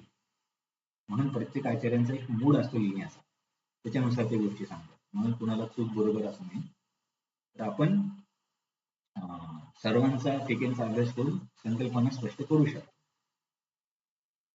आणि समजा तुम्हाला आता भक्तिशास्त्रामध्ये सांगितलं पाप आणि पुण्याचं, तर तुम्ही उत्तर काय वाचणार लिहिलं की पाप कोणी लिहिणार? कारण तुम्हाला तिथे तीच चर्चा आहे ना. मग परत ते विचारतील अरे हे वाचना वगैरे कुठून आलं? जर ऑप्शन असेल तर लिहू शकता किंवा कन्सेप्ट करून, नाही तर तुम्ही उद्या अटकून जाल तिथे. तर ठीक आहे, हा श्लोक नंबर आता 29 आणि 30 मध्ये काही फार जास्त चर्चा नाहीये. मला सांगा, या अध्यायामध्ये याच्यापूर्वी आपण सकाम भक्तांची चर्चा कुठे केली?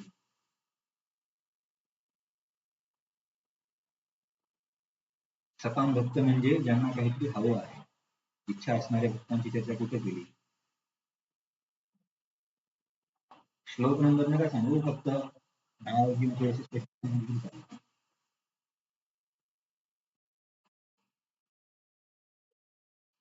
सकाम भक्त, सकाम आता देवतांचे वर्षिपातला भक्त नाही म्हणत. देवता उपासकांना भक्त नाही म्हटलं जात.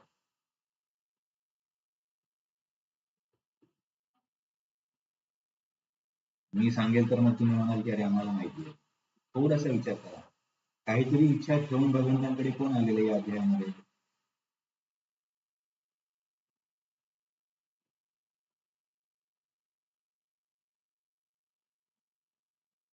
हा?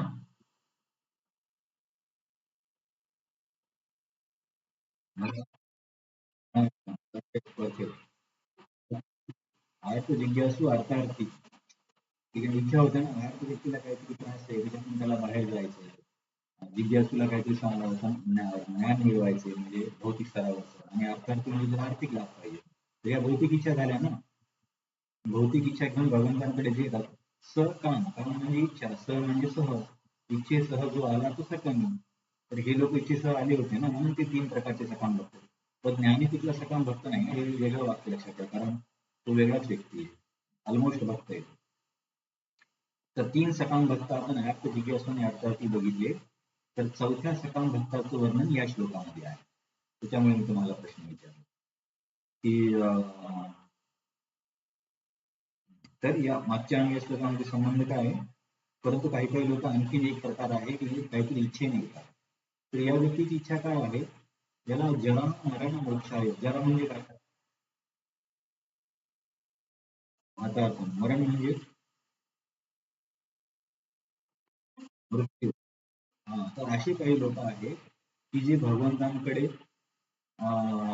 पैसा प्राप्तीसाठी येत नाही किंवा भक्ती प्राप्त करण्यासाठी येत नाही. त्यासाठी येतात की ज्यांना म्हातारपण म्हणजे जन्म मृत्यू जरा व्याधी आणि मृत्यू तर आहे त्याच्यामध्ये, याला पार करायचं.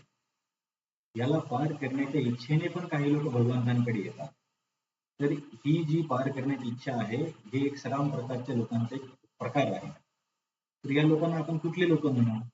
ज्यांना मृत्यूला पार करायचे किंवा ज्या जन्म मृत्यू जरा व्याधी नष्ट करून त्यातून बाहेर पडायचं, याला कुठले लोक म्हणू आपण?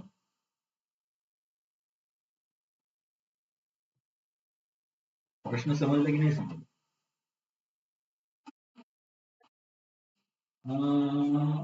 भक्त, ठीक आहे, भक्त सोडून यश कृपा. हा, ज्यांना ब्रह्मज्योती प्राप्त करायची त्यांना काय म्हणतो आपण? त्यांना काय हवंय? त्यांना कुठली कामना आहे?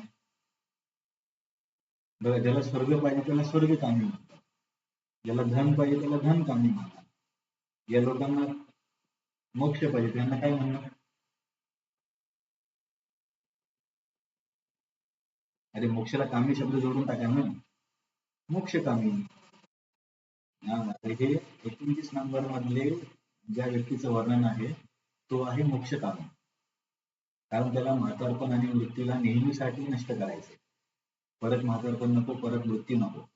परंतु तो भगवंतांशी संबंध निर्माण करण्यासाठी येत नाही किंवा स्वर्ग प्राप्तीसाठी पण येत नाही. भौतिक पण, पूर्णपणे भौतिक पण इच्छा नाही आणि पूर्णपणे भक्तीची पण इच्छा नाही. तर तो प्राधान्यभूत आहे, परंतु तो मोक्षप्राप्तीसाठी भगवंताकडे जर येतो. हा, तर ज्या मरण मोक्षाय मानवाश्रित यतन्ती, जे या मोक्ष प्राप्तीसाठी माझ्याकडे मानव आश्रित माझा आश्रय घेतात, यतन्ती म्हणजे प्रयत्न करतात. तर अशा लोकांना काय माहिती असलं पाहिजे? आता हे शब्द का सांगले पुढच्या अध्यायामध्ये समजेल. इथे जास्त परेशान होऊ नका, जेवढं समजेल तेवढं लक्षात ठेवा. ते ब्रह्मतत्व विदू कृष्ण, तर त्या लोकांना काय माहित असलं पाहिजे? ब्रह्म म्हणजे काय, ब्रह्मन म्हणजे काय हे माहित असलं पाहिजे. अध्यात्म म्हणजे काय माहित असलं पाहिजे आणि कर्म काय आहे हे माहित असलं पाहिजे. कुठल्या व्यक्तीला? ज्यांना मोक्ष प्राप्तीची इच्छा आहे आणि मोक्ष प्राप्तीसाठी जे भगवंतांकडे येतात. बघा, प्रत्येक जण भगवंतांकडे भक्तीसाठी येतो असे नाही. काही जण मृत्यू पार करण्यासाठी आणि मोक्ष मिळवण्यासाठी येतात. मग अशा व्यक्तीला काय माहित असलं पाहिजे? त्याला परमसत्य म्हणजे ब्रह्म काय हे माहित असलं पाहिजे. जीव म्हणजे काय हे माहित असलं पाहिजे आणि कर्म कसं कार्य करतं हे माहित असलं पाहिजे. तर हे का माहित असलं पाहिजे? कारण हे माहित असल्यावरच तो मोक्षासाठी प्रगती करेल किंवा मोक्ष प्राप्तीसाठी प्रयत्न करेल. जोपर्यंत मी शरीर नाही आत्मा आहे हे समजणार नाही, तोपर्यंत व्यक्ती मोक्ष प्राप्त कसा करणार? कारण तो शरीर भावनेतूनच बाहेर नाही आला ना आणखी. तर या मोक्षकामी व्यक्तीला पण हे ज्ञान असणं आवश्यक आहे असं भगवान तिथे सांगतात. असे का बोलतो याची चर्चा पुढे येईल. तर ठीक आहे, तात्पर्यामध्ये प्रभुपदांनी काही सांगितलेलं आपण बघूया. इथे एकच गोष्ट लक्षात ठेवा, की ह्या व्यक्ती मोक्षकामी आहे आणि या मोक्षकामी व्यक्तीसाठी त्याला या गोष्टीचा साक्षात्कार होणे आवश्यक आहे. ब्रह्मचा कर्म म्हणजे काय आणि जीवात्मा मी म्हणजे काय आहे हे त्याला कळलं पाहिजे. या मोक्षकामी व्यक्तीला एवढं मिळवणं गरजेचं आहे. तर प्रभुपाद याचं स्पष्टीकरण देतात तात्पर्यामध्ये की जन्ममृत्यू जराव्याधी प्रत्येकाला आहे. परंतु जेव्हा आपण दिव्य देह मिळवतो तेव्हा जन्ममृत्यू जराव्याधी नाही, कारण तो या भौतिक नियमाने प्रभावित होत नाही. नंतर प्रभुपाद तात्पर्यामध्ये लिहितात एक ओळ, अहम ब्रह्मास्मी. अहम ब्रह्मास्मी हे या ओळीचा मायावादी लोक खूप दुरुपयोग करतात, पण ठीक आहे. अहम ब्रह्मास्मी, तत्वमसी, सो अहम हे काही वैदिक शब्द आहेत, वैदिक वाक्य आहेत. अहम ब्रह्मास्मी म्हणजे मीच गुणात्मक दृष्ट्या तो ब्रह्म आहे किंवा मी या भौतिक जगासाठी नाहीये, मी आध्यात्मिक ठिकाणचा आहे हे ज्ञान. तरी हा अहम ब्रह्मास्मी प्रभुपाद का लिहितात? कारण त्या व्यक्तीला ब्रह्म म्हणजे काय, मी ब्रह्मस्वरूप आहे हे समजणं आवश्यक आहे या मोक्षकामी व्यक्तीला. हा, असे सांगितले जाते की मनुष्याने आपण ब्रह्म आत्मा असल्याचे जाणले पाहिजे. का प्रभुपाद म्हणतात? कारण की या मोक्षकामीला हे ज्ञानाची गरज आहे. या श्लोकात सांगितल्याप्रमाणे जीवन विषय ही ब्रह्मसंकल्पना भक्तीमध्ये आहे. शुद्ध भक्ती हे, आता हे भक्तीचं थोडं तुम्हाला परत म्हणते त्यांची, तर हे मोक्षकामी व्यक्तीसाठी आवश्यक आहे. या श्लोकामध्ये एवढं लक्षात ठेवा इथे चौथ्या प्रकारच्या सकाम भक्ताचं वर्णन आहे जो मोक्षकामी आहे. मोक्षप्राप्तीसाठी त्याला ह्या ज्ञानाचा साक्षात्कार होणे की मी ब्रह्म आहे, कर्म काय आहे, जीवात्मा काय आहे हे पूर्णपणे कळणं आवश्यक आहे. अशा व्यक्तीचे इथे वर्णन आहे. आता आपण श्लोक नंबर 30 मध्ये जाऊया. श्लोक नंबर 30. ठीक, याच्या आधी मी तुम्हाला एक प्रश्न विचारलो की आपण श्लोक नंबर 28 मध्ये चर्चा केली की भक्तीच्या साह्याने व्यक्ती द्वंद्वाला नष्ट करून या मोहातून बाहेर येऊ शकतो. तर मला सांगा, अष्टांग योगी, ज्ञानयोगी हे लोक द्वंद्वातून बाहेर पडतात की नाही पडतात?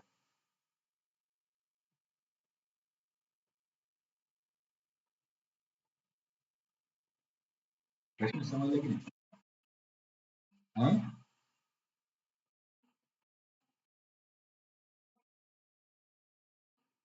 हा, पण ते लोक तर अष्टांग योग करतात, ते कुठं भक्ती करतात? अष्टांग योग करतायत, ज्ञान योग करतायत, निष्काम कर्म योग करतायत. माझा प्रश्न असा आहे, श्लोक नंबर 28 मध्ये सांगितलंय ज्यांच्या वासना नष्ट झाल्या आणि जे लोक दृढतेने भक्ती करतात ते द्वंद्वाला पार करतात. मग मला असं म्हणायचं, ज्ञानयोगामध्ये, निष्काम कर्मयोगामध्ये वासना नष्ट होऊन ते लोक द्वंद्वाला पार करू शकतात की नाही करतात?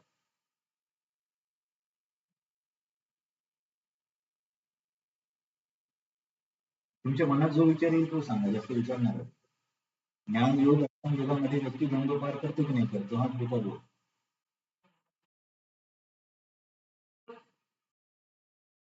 काय केलं? निष्काम कर्म करून त्या हृदय शुद्ध झाला म्हणजे तो वासनाच्या पासून बाहेर आला की नाही आला? आला. मग तो द्वंद्वातून मुक्त होणार की नाही होणार? मग इथे आपण म्हणतो की केवळ भक्तीनेच द्वंद्वातून मुक्त होतो, मग हे तर चुकीचं झालं ना.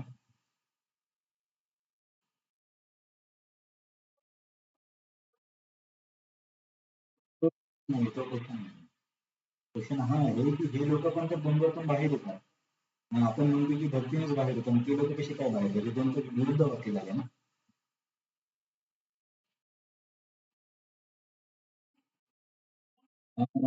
Perfect, perfect.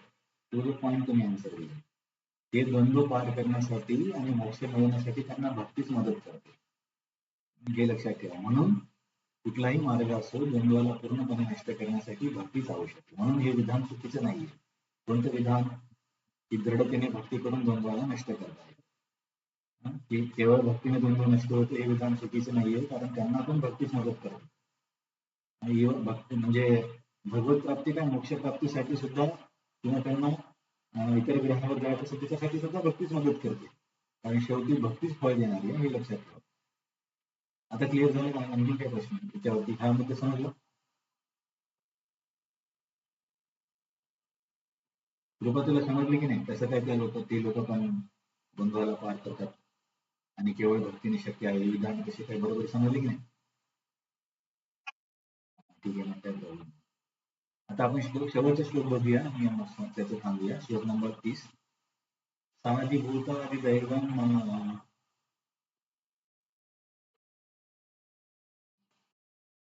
साधि यज्ञम चये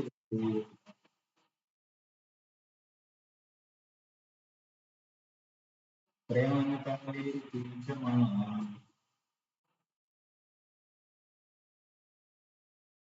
ते विजुर्युक्त चेतसा.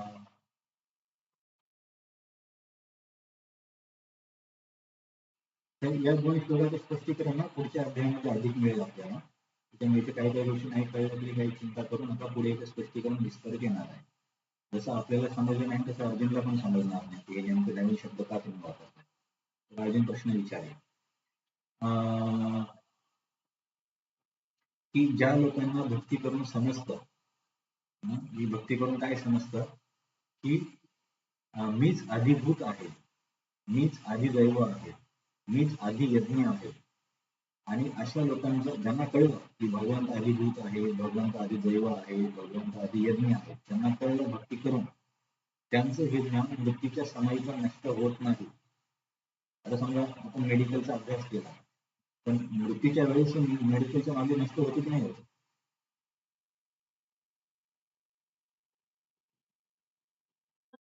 नाही, मेडिकलचं काय कुठल्याही मार्गदर्शन नष्ट होऊन जातं, नंतर व्यक्तीला पहिल्यापासून अभ्यास करायला लागतो ना. परंतु हे जे ज्ञान आहे की भगवंत आदिदैव आहेत, आदिभूत आहेत, आदियज्ञ आहेत, हे ज्ञान एका व्यक्तीला मिळाल्यावरती मृत्यू काय किंवा कुठलीच गोष्ट हे ज्ञान त्याच्यापासून दूर घेऊन जाऊ शकत नाही. आता तुम्हाला प्रश्न असेल की आदिभूत, आदिदैव, आदियज्ञ आहे काय? तर यांचं स्पष्टीकरण पुढच्या अध्यायामध्ये येणार आहे, तिथं आपण विस्तारित चर्चा करूया. तर या अध्यायामध्ये आपण काय बघितलं? 4 प्रकारचे सकाम भक्त बघितले, अर्थ जिज्ञासू, अर्थार्थी आणि मोक्षकामी. आणि एक ज्ञानमिश्र भक्त बघितला जो की ज्ञानी होता. आणि पहिल्या श्लोकामध्ये शुद्ध भक्ताचं वर्णन आहे, ज्याचं पूर्णपणे हृदय भगवंतांमध्ये. तर या वेगवेगळ्या मार्गाचं आपण वर्णन ऐकले. तर या शेवटच्या 2 श्लोकामध्ये जे नवीन नवीन शब्द आले, त्या शब्दांचं स्पष्टीकरण काय आहे ते आपण पुढच्या क्लासमध्ये बघणार आहोत. त्याच्यामुळे चिंता करू नका हे नवीन शब्द काय आहे. श्लोक नंबर 29 मध्ये मोक्षकामी व्यक्तीचं वर्णन आहे की त्याला मोक्ष प्राप्तीसाठी माझा आश्रय घेत होतो. त्याला ब्रह्म काय हे कळलं पाहिजे, मी कोण आहे हे कळलं पाहिजे आणि कर्म कसं कार्य करतं हे ज्ञान त्याला पूर्णपणे आलं पाहिजे, तर तो मोक्षाची प्राप्ती करेल. मग आणि ज्या लोकांना समजते की मी आदिदैव आहे, आदियज्ञ आहे, अशा लोकांचं हे ज्ञान मृत्यू सुद्धा नष्ट करू शकत नाही. तर हे संकल्पना काय आहे ते आपल्याला पुढच्या वेळेस बघायचं. तर आजच्या चर्चेमध्ये तुम्हाला काही प्रश्न आहे?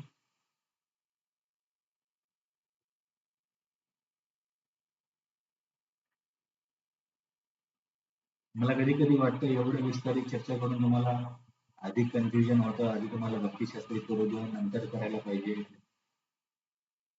काय हे पण कधी समजत नाही. जास्तच किचकट होते का तुम्हाला? कारण भक्तिशास्त्रीमध्ये एवढं डीप तर कधी जाणार नाही, कारण सगळे लोक नवीन असतात आणि इतका वेळ पण ते देऊ शकणार नाही हळूहळू. पण मला वाटतं तुम्ही परत परत याला काय आहे, थोडंसं संकल्पना नवीन आहे, परत परत ऐकून याच्यावर विचार करून तुम्हाला गोष्टी समजतील, नाही समजणार असं नाहीये. तर ठीक आहे, पापकर्म पुण्यकर्म हे तुम्हाला समजतं. सावंत सर तुमचा काही प्रश्न आहे की नाही? नावावर गेला डवरीमध्ये तुम्हाला समजलं?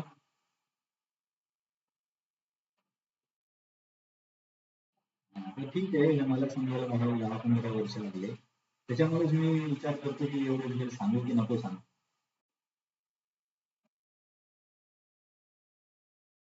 भरपूर नवीन आहेत, मला पण समजायला खूप वेळ लागला. पण त्याच्यावरती मार्ग एकच आहे की परत परत ऐकावं लागेल, त्याच्यावरती विचार करावा लागेल. दुसरं काही नाही. ठीक आहे, सर्वांनी सांगा एवढीच विस्तारित चर्चा ठीक आहे की नको करायला? सावंत सर, कमरे माताजी, दिव्या माताजी, तुम्हाला लोकांना समजतंय का उगाच त्रास होतोय? ऐक ना बाई, तुमचं काय म्हणणं आहे? नंतर तुम्हाला ऐकावं लागेल, पण समजा जर आपण इथे चर्चा केली नाही तर तुम्हाला कुठेच ऐकायला मिळणार नाही, कारण कोणीच एवढ्या सखोलमध्ये जातच नाही.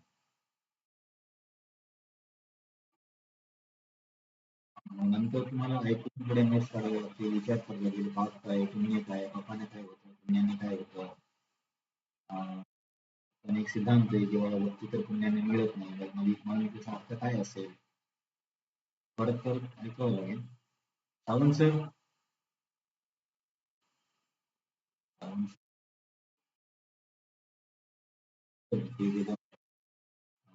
ठीक आहे, आपण थांबूया. ऐकून तुम्ही मला पर्सनली रिप्लाय केलं तरी चालेल की बाबा हे आम्हाला काही शिकायचं, कारण नाही त्याचं ते पण तुम्हाला कधीच ऐकायला भेटणार, कोणीच इतक्या त्याच्यामध्ये जात नाही.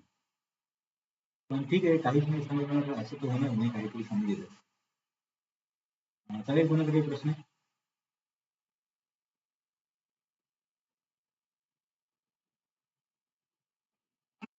नाही तर आपण इथे थांबूया. आणि याच्या 29 आणि 30 मध्ये जे नवीन नवीन शब्द आले त्याला तुम्ही पूर्णपणे विसरलं तरी चालेल. आजच्या चर्चेमध्ये फक्त 28 च्या अभ्यासावर भर द्या, कारण 29-30 आपल्याला पुढच्या अध्यायामध्ये स्पष्ट होणार आहे.